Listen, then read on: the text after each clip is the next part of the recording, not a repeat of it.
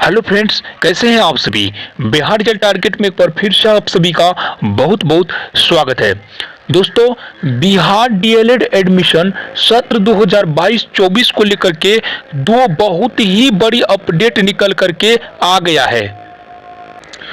दोस्तों, पहला अपडेट है कि 1 जुलाई से नहीं होगा न्यू सत्र की शुरुआत। दूसरी बड़ी अपडेट यह है कि न्यू सत्र को लेकर के छात्रों को करना होगा प्रतीक्षा। तो चलिए दोस्तों, इस दोनों अपडेट को सबसे पहले हम लोग समझ लेते हैं। इससे पहले जान लीजिए, अगर आप लोग पहली बार Bihar result target YouTube channel पर आए हैं तो चैनल को जरूर सब्सक्राइब कर लीजिएगा। साथ ही अगर आप लोग डीएलएड से संबंधित किसी प्रकार के अपडेट चाहते हैं तो इस वीडियो के डिस्क्रिप्शन में जाइए, टेलीग्राम व्हाट्सएप ग्रुप का लिंक है, दोनों को आप लोग ज्वाइन कर लीजिए ताकि आपको डीएलएड संबंधित किसी प्रकार की न्यूज का कटअप आए तो उसका सबसे पहले आपको नोटिस मिल जाए। तो चलिए शुरू करते हैं। दोस्तों, जैसा कि आप सभी को पता है कि निर्धारित सत्र जो है डीएलएड का वो 1 जुलाई से शुरू होने वाली थी, ठीक है, जो कि 20/4, ठीक है दोस्तों, 20/4/2022 को ऑफिशियल नोटिस भी आ गए थे।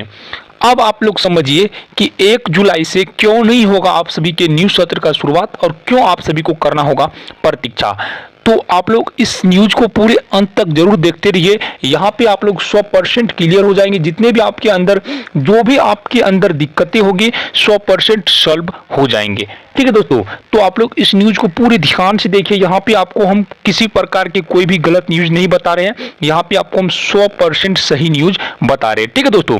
वैसे भी आप लोग समझ भी पा रहे होंगे कि न्यू सत्र का अब जो है 1 जुलाई से नहीं होगी शुरुआत। क्यों नहीं होगा शुरुआत, इसको समझाने के लिए सबसे पहले हम चलते हैं एक व्हाइट बोर्ड पे। यहाँ पे आप लोग पूरे ध्यान से समझने का प्रयास कीजिएगा।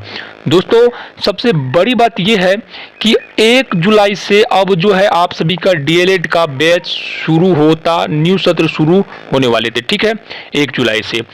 अभी जो डेट है, अभी 1 जुलाई को कितना मुश्किल से 20-22 दिन बचा हुआ है।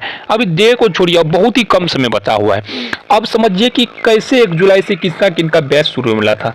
सबसे पहले किस प्रक्रिया से गुजरना पड़ता बोर्ड को अगर 1 जुलाई से बैच शुरू करता तो न्यू सत्र।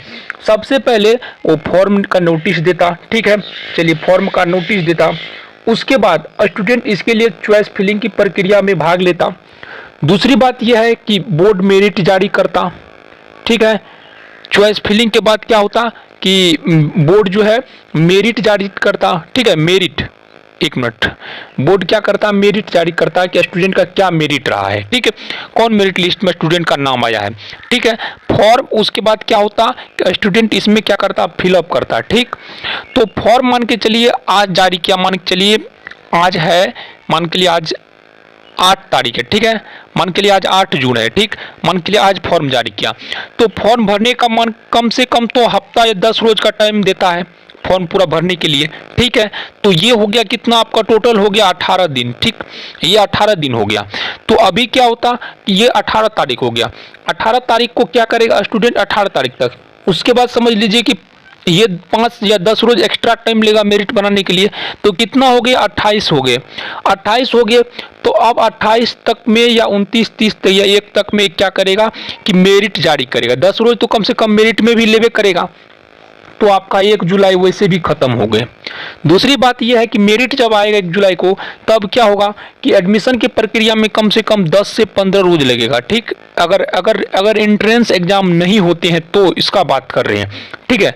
तो 10 से 15, फिर भी आपका 1 जुलाई से बैच शुरू नहीं होंगे। तो आप लोग समझ गए कि क्या है प्रक्रिया। तो ये बात रही है। सबसे पहले हम इसलिए कैलकुलेशन किए हैं कि ये कोई ऑफिशियल नोटिस नहीं आया हो, हम आप सभी को बता रहे हैं, ठीक है। 10-10 रोज का अगर टाइम लेगा, 10-10 रोज का टाइम लेगा, फिर भी आपको 5-5 रोज का टाइम लगेगा, 5-5 रोज का टाइम लगेगा। कोई भी दुनिया का पावर नहीं, क्योंकि 6 से 8 लाख का स्टूडेंट इसमें अप्लाई करता है प्रत्येक बार डीएलएड में। 10 लाख 20 लाख का स्टूडेंट अप्लाई करता है प्रत्येक बार डीएलएड में, ठीक है दोस्तों। तो भी आपका जो है न्यू सत्र शुरुआत नहीं हो पा रही। तो समझ सकते हैं कि अब एडमिशन में आपका देरी हो गई है। अब 2 ही रास्ता है आप सभी के लिए। पहला है कि अगर एंट्रेंस एग्जाम होते हैं, ठीक है, अगर एंट्रेंस एग्जाम होते हैं डीएलएड में तो इसके बारे में आप लोग समझ लीजिए, या फिर नहीं होगा, ठीक है। अभी मेरिट पे होगा फिर भी नहीं हो पाएगा, ठीक है। अगर मेरिट पे होगा फिर भी डीएलएड में आप सभी का भी 1 जुलाई से अब बैच नहीं होगा शुरू, ठीक है। अगर आपका एंट्रेंस होगा फिर भी आपका नहीं हो, तो दोनों में ये लड़ाई है। तो सबसे पहला बात है कि बोर्ड अब दो ही फैसला लेगा। पहली फैसला ये है कि या तो एंट्रेंस एग्जाम का आयोजन करेगा, या तो अगर मेरिट पे एडमिशन लेगा तो इसी महीना में नोटिस देगा। इस महीना में नोटिस नहीं दिया तो बोर्ड क्या करेगा, इस सत्र को आगे बढ़ा के या तो एंट्रेंस एग्जाम होगा या तो मेरिट बेस पे होगा। ठीक है, तो अभी पूरा कंफर्म नहीं है, अभी दोनों का चांस बराबर ही है। ठीक है, अब तो मेरिट का चांस खत्म हो गया, 1 जुलाई से बैच शुरू नहीं होगा। तो देखिए आगे की क्या होते हैं। तो अगर आप लोग को ये समझ में आ गए होंगे जितना भी आप सभी को यहाँ पे हम बताए हैं, तो आप लोग बिहार रिजल्ट टारगेट को जरूर सब्सक्राइब कर लीजिएगा, क्योंकि आप सभी को हम सही बताएं कि 1 जुलाई से नहीं होगा न्यू सत्र की शुरुआत। अब आपको करना होगा प्रतीक्षा। इस न्यूज में 1% इसमें गलती नहीं की है हमने। ठीक है, एडमिशन में फिर से देरी हुआ 21 की तरह इस साल भी हो गया स्टूडेंट का हाल।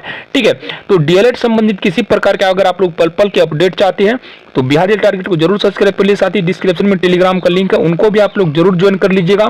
ठीक है दोस्तों, ताकि आपको न्यू सेशन संबंधित जो भी नोटिस आएगा उनका हम आप सभी को सही समय पर हम आप सभी को जानकारी दे पाए। ठीक है दोस्तों, मिलते हैं नेक्स्ट वीडियो में, तब तक के लिए जय हिंद, वंदे मातरम।